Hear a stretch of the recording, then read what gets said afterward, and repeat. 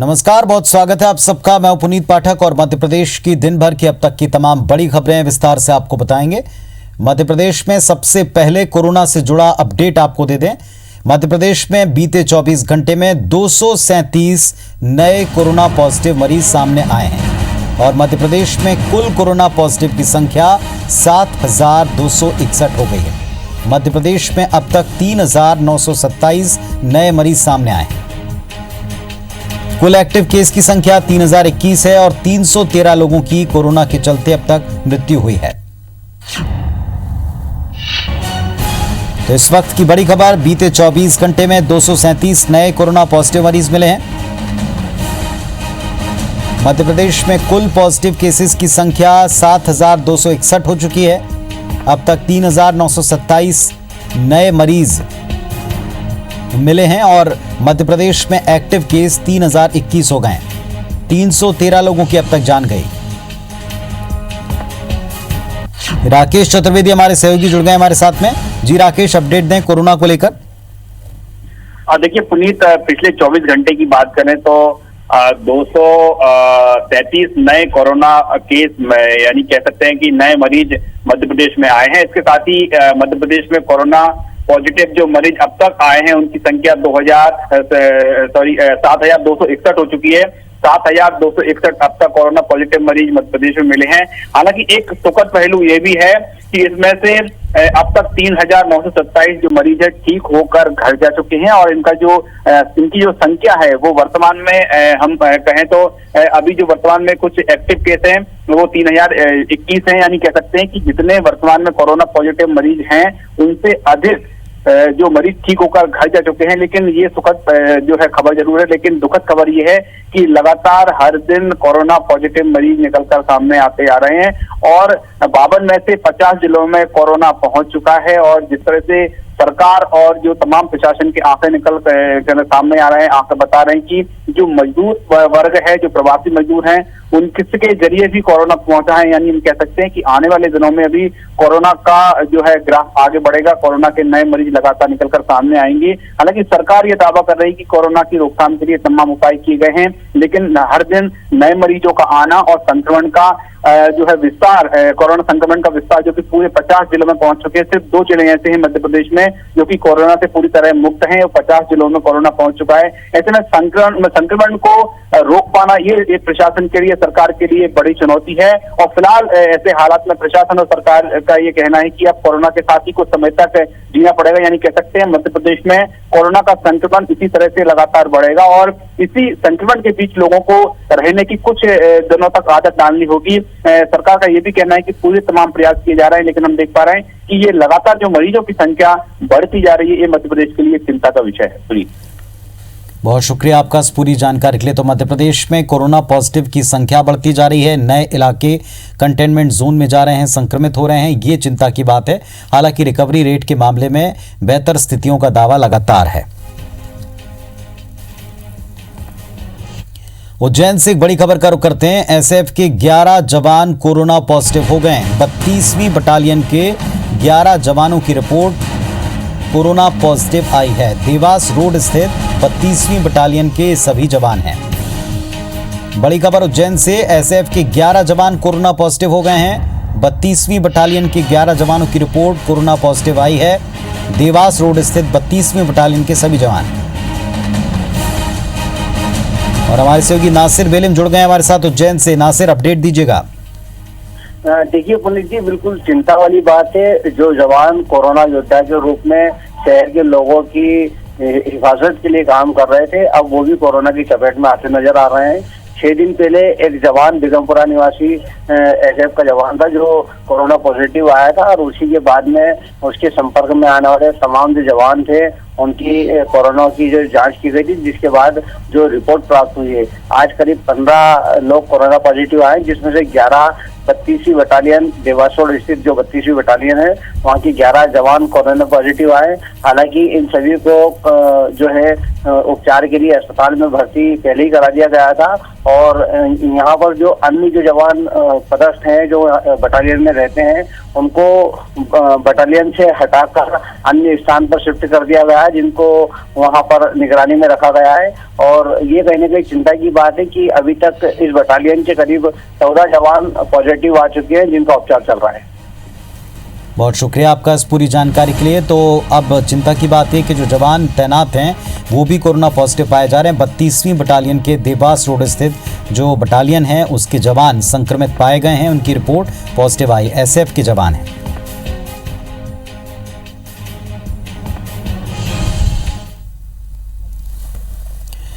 इधर नीमच में 33 नए कोरोना पॉजिटिव मरीज मिले हैं। इन नए संक्रमितों में 25 जावद शहर, 7 उम्मेदपुरा और 1 काछी मोहल्ला मनासा से नया मरीज मिला है। जिले में कोरोना पॉजिटिव की संख्या बढ़कर 150 हो गई है। तो नीमच में 33 नए कोरोना पॉजिटिव मिले हैं और पॉजिटिव की संख्या बढ़कर जिले में 150 हो गई। और विजित हमारे सहयोगी जुड़े वहां से। जी विजित, अपडेट दीजिएगा। जी मैं बताना चाहूंगा कि ये जो आंकड़ा है 150 पर पहुंच गया है और कल भी 25 मरीज आए थे जिसमें 21 जावद के थे और 3 उम्मेदपुरा के, और आज फिर जावद के 25 मरीज आए हैं और 7 उम्मेदपुरा के।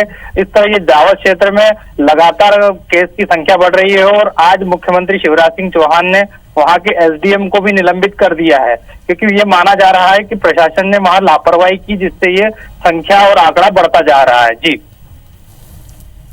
चलिए, बहुत शुक्रिया आपका इस जानकारी के लिए। तो नीमच में 33 नए कोरोना पॉजिटिव मरीज मिले हैं। लापरवाही की वजह से ये संक्रमण फैलना बताया है। 25 कोरोना मरीज सिर्फ जावद शहर में हैं। नीमच में 33 नए केस मिले हैं।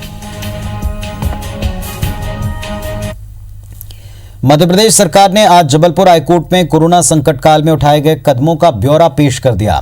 हाईकोर्ट ने कोरोना मामले पर दायर जनहित याचिकाओं पर राज्य सरकार से एक जवाब मांगा था, जिस पर सरकार ने 18 बिंदुओं पर आधारित अपनी विस्तृत जानकारी पेश कर दी है, जिसमें बताया गया है कि प्रदेश में 24 मई तक तकरीबन 1,34,000 कोरोना सैंपल की जांच हुई। इसी तारीख तक प्रदेश में 47 जिलों में 21 दिन में सिर्फ एक पॉजिटिव केस मिला। 25 जिले ऐसे हैं जहां कोरोना के एक्टिव केस की संख्या 10 से भी कम है। राज्य सरकार की तरफ से जवाब में कहा गया है कि प्रदेश में करीब 1 लाख हाई रिस्क मरीजों को तलाश कर इनमें से 42,000 लोगों को होम क्वारंटाइन किया गया है। सरकार की ओर से यह भी बताया गया कि प्रदेश में रोजाना 8,971 पुलिस अधिकारियों और कर्मचारियों की कोरोना संक्रमित इलाके में ड्यूटी लगाई गई। हाईकोर्ट ने राज्य सरकार के जवाब को रिकॉर्ड पर लिया है। कोरोना मामले पर दायर 9 में से 4 याचिकाओं का निराकरण कर दिया, जिसमें पूर्व वित्त मंत्री तरुण भनोट की याचिका भी शामिल है। इसमें उन्होंने कोरोना संकट काल में सरकार को बड़े फैसले लेने के निर्देश देने की मांग की थी। बाकी 5 याचिकाओं पर अगली सुनवाई 17 जून को होगी। मध्य प्रदेश उच्च न्यायालय में कोरोना संबंधित याचिकाओं पर सुनवाई हुई। सरकार द्वारा 18 बिंदुओं पर रिप्रेजेंटेशन प्रस्तुत किया गया है, सबमिट किया है। 18 बिंदुओं में उनने अलग अलग तरह से ये बताया है सरकार ने कि कितने प्रदेश में कोरोना संबंधित पेशेंट हैं, कितने होम क्वारंटाइन हैं और कितने पुलिसकर्मियों की विभिन्न जिलों में ड्यूटी लगाई गई है। एवं अन्य याचिकाओं को 17 जून को रखा गया है अगली सुनवाई के लिए। इधर मध्य प्रदेश में सरकारी निर्देश के बाद भी शराब दुकानें नहीं खोलने वाले शराब ठेकेदारों पर सरकार 2 जून तक कोई कार्रवाई नहीं कर पाएगी। जबलपुर हाईकोर्ट में आज हुई सुनवाई के बाद शराब ठेकेदारों को ये अंतरिम राहत मिली है। आज सुनवाई के दौरान सरकार की ओर से हाईकोर्ट में यह भरोसा दिया गया कि इस मामले में अगली सुनवाई तक शराब ठेकेदारों के खिलाफ सरकार की ओर से कोई एक्शन नहीं होगा। शराब ठेकेदार की ओर से दायर याचिका में कहा गया है कि सरकार कोरोना संक्रमण काल में शराब दुकानों को खोलने की अनुमति तो दे रही है, लेकिन नियम इतने ज्यादा बना दिए हैं कि शराब ठेकेदारों को इससे भारी नुकसान उठाना पड़ रहा है। याचिका में कहा गया कि शराब ठेकेदार सरकार को निश्चित राजस्व देने की हालत में नहीं है। हाल ही में राज्य सरकार ने एक नीतिगत संशोधन कर शराब ठेकेदार पर दबाव बनाने की कोशिश की है। इस संशोधन को शराब ठेकेदारों ने हाईकोर्ट में चुनौती दी। मामले पर अगली सुनवाई 2 जून को हो। हाईकोर्ट ने कहा है कि सरकार शराब ठेकेदारों से समन्वय बनाने की कोशिश करे। इधर शराब ठेकेदारों को मिली राहत के फैसले का मध्य प्रदेश लिकर एसोसिएशन ने स्वागत किया है।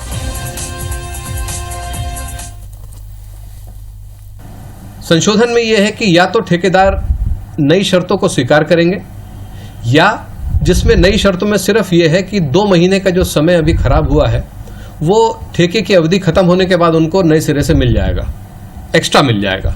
या तो वो शर्त को स्वीकार करें, अगर स्वीकार नहीं करते हैं तो उन पर पुरानी शर्तें लागू हो जाएंगी। विभाग किसी भी प्रकार की कोई कार्रवाई आबकारी ठेकेदारों के विरुद्ध नहीं करेगा।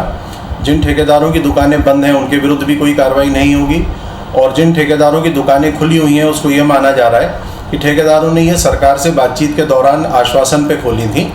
ये नहीं माना जाएगा कि ये ठेकेदारों ने सरकार की शर्तों को स्वीकार कर लिया है। सीएम शिवराज सिंह ने कहा है कि मध्य प्रदेश में रोजगार सेतु बनाया जाएगा। रोजगार सेतु योजना से ज्यादा मजदूरों को रोजगार मिलेगा। सीएम ने कहा कि स्किल्ड श्रमिकों और उद्यमियों को एक प्लेटफॉर्म पर खड़ा कर देंगे। इस तरह दोनों एक दूसरे के पूरक बन जाएंगे। हमारी कोशिश है कि इस योजना के माध्यम से हम अधिकतम कुशल मजदूरों को रोजगार दिला सकें ताकि उनकी जिंदगी की गाड़ी ठीक ढंग से चले। उन्होंने कहा कि हर श्रमिक का कल्याण ही सरकार का संकल्प है। दूसरे राज्यों से लौटे कुशल श्रमिकों को रोजगार देने के लिए रोजगार सेतु योजना बनाई गई। आज से इन श्रमिकों की सूची बनाने और रजिस्ट्रेशन कार्य शुरू हो चुका है ताकि इनकी योग्यतानुसार इनके काम और रोजगार मुहैया हो सकें।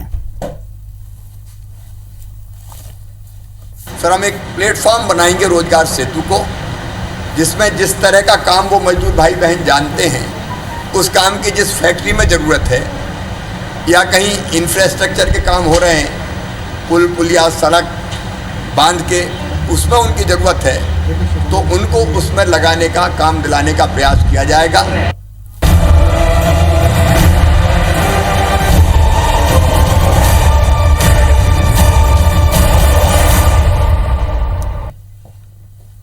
इसे आप संकट का दौर ही कह सकते हैं कि एक तरफ कोरोना का संकट है, दूसरी तरफ लॉकडाउन की दिक्कत है, तीसरी तरफ कारोबार रोजगार की समस्या और चौथी तरफ टिड्डी दल का हमला।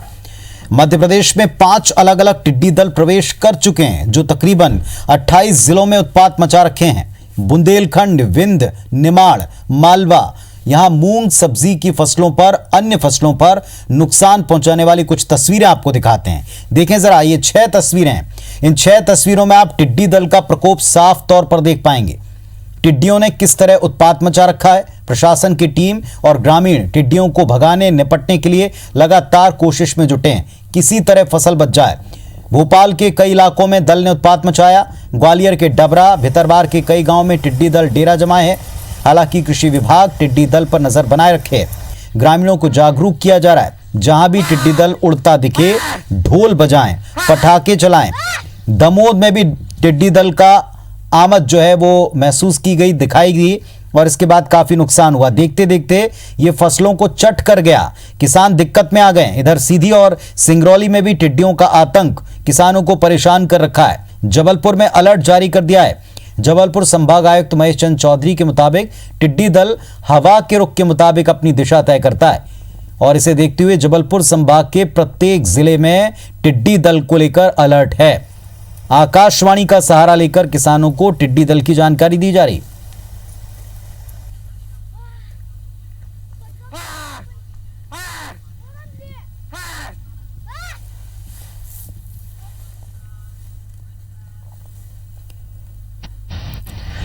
और इस वक्त हमारे 2 सहयोगी हमारे साथ में जुड़ रहे हैं। रवि हेमराज सिसोदिया इंदौर से और नासिर गौरी ग्वालियर से।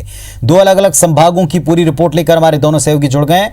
रवि, आपके पास पहले आ रहे हैं। इंदौर में पहले से कोरोना का संकट और खतरा है, और अब मालवा निमाड़ में ये एक नया टिड्डी दल का अटैक।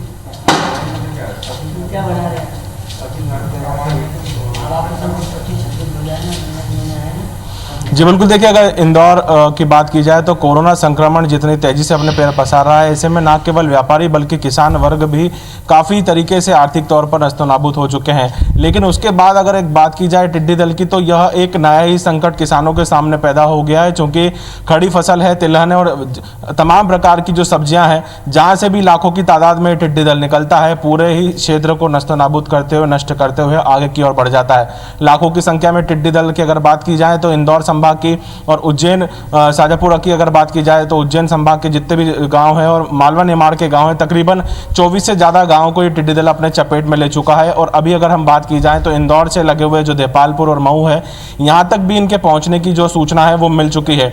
बड़ी संख्या में टिड्डी दल जिस भी खेत के ऊपर से निकलते हैं, पहली बात तो यह है कि ये जो टिड्डी दल होता है ये लाखों की तादाद में होते हैं और जब भी जिस भी खेत के वहाँ से निकलते हैं उसे पूरी तरीके से नस्तनाबूद कर देते हैं, पूरी तरीके से नष्ट कर देते हैं।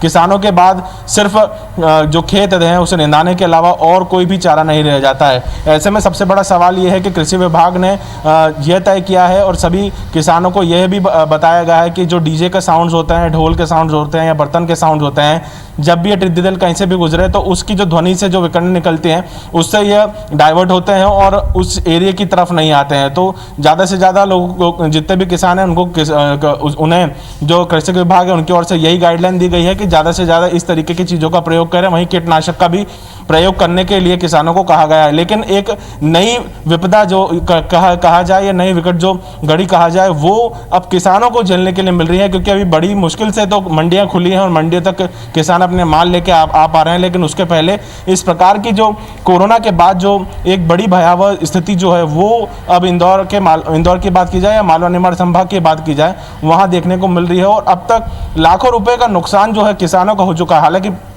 बात की जाए जिस तरीके से प्रदेश सरकार ने यह तय किया है कि जितने भी क्षेत्र हैं वहाँ पर सर्वे किया जाएगा और किसानों को टिड्डी दल से जो भी नुकसान हुआ उसकी भरपाई की जाएगी। लेकिन अब सबसे बड़ा सवाल तो यही है कि ये टिड्डी दल के लिए आखिर एक पूरा अंत तक क्या एक निष्कर्ष इस तरीके से निकाला जाए या उनके लिए क्या ऐसी योजना बनाई जाए कि किसानों की जो खड़ी फसल है, जो तिलहन है, वो पूरी तरीके से बर्बाद ना हो सके। जी, तो ये स्थिति है अभी टिड्डियों को लेकर के कि सभी चाहते हैं कि किसी तरह से उपाय किए जाएं, उनको भगाया जाए।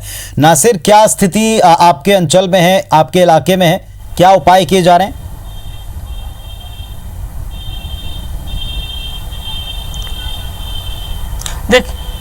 देखिए, ग्वालियर चंबल संभाग में बाकायदा अलर्ट जारी किया गया है। साथ ही गांव में मुनादी भी कराई जा रही है कि इस तरह का टिड्डी दल आया हुआ है और वो आ भी सकता है। लेकिन अब चूंकि ये दल आ गया है, टिड्डी दल, तो उसने करीबन 2 दर्जन से ज़्यादा जो गांव है वो उनको अपनी चपेट में ले लिया है, जिसकी शुरुआत चीनौर से भीतरवार और डबरा होते हुए हुई है।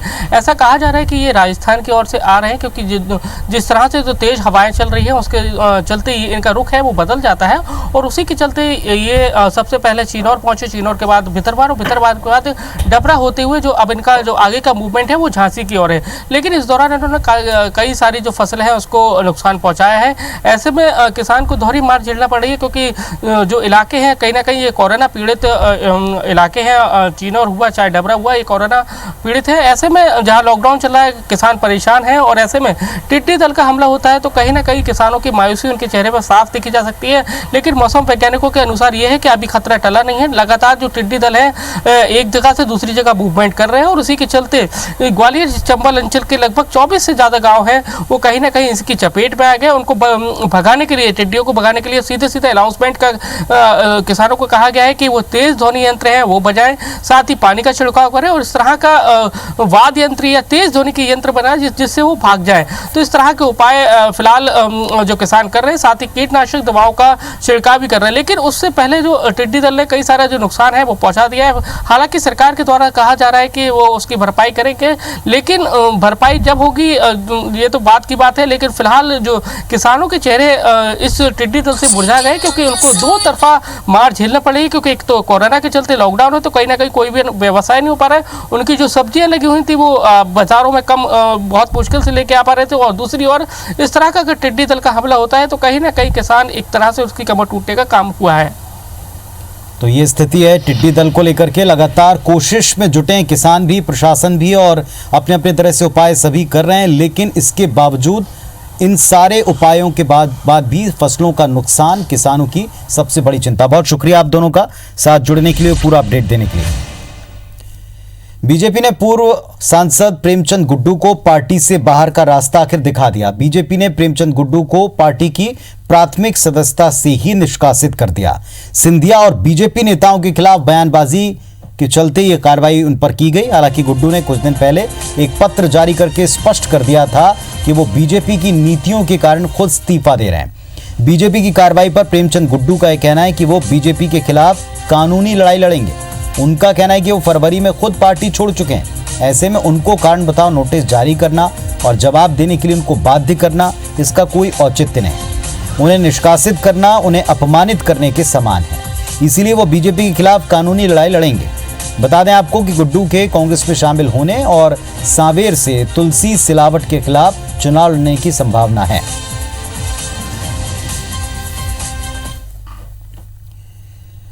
मध्य प्रदेश के गृह मंत्री नरोत्तम मिश्रा ने कांग्रेस छोड़कर बीजेपी में आए नेताओं को मंदिर से आई मूर्तियां कहा। उन्होंने कहा कि मंदिर से आई मूर्तियों को मंदिर में ही रखा जाता है।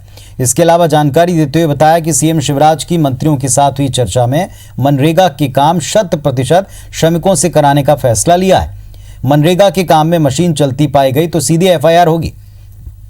उन्होंने बताया कि मनरेगा के तहत अब तक 23.5 लाख मजदूरों को काम दिया जा चुका है।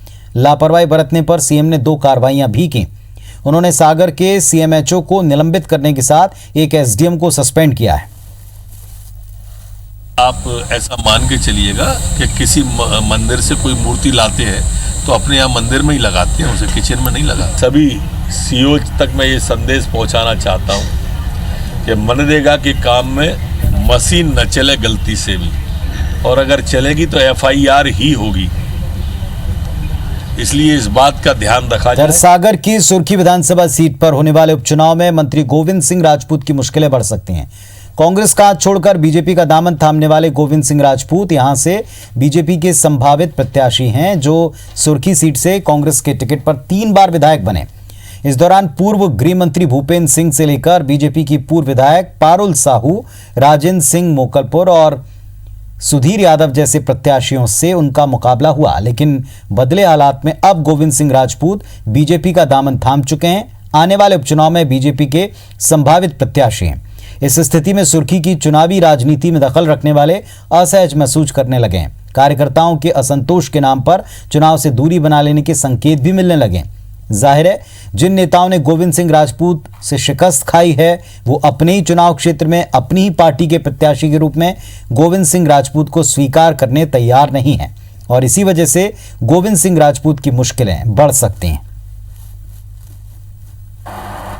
जनता पार्टी में सब कुछ कार्यकर्ता होता है और जब भी कोई कैंडिडेट चुनाव लड़ने उतरता है तो कार्यकर्ता का समर्थन और सपोर्ट बहुत ज़रूरी है। एक कार्यकर्ता जब सहमत होता है तब काम करता है और कार्यकर्ता की सहमति नहीं होती है तो कार्यकर्ता घर पे बैठ जाता है। तो अभी क्षेत्र में 1-2 जगह जाने पे मुझे ज्ञात हुआ है कि इनके आने से भाजपा कार्यकर्ता संतुष्ट नहीं है, उसके मन में असंतोष की भावना है। तो खबरें और अपडेट लगातार जारी रहेगा। फिलहाल इस बुलेटिन में इतना ही। नमस्कार।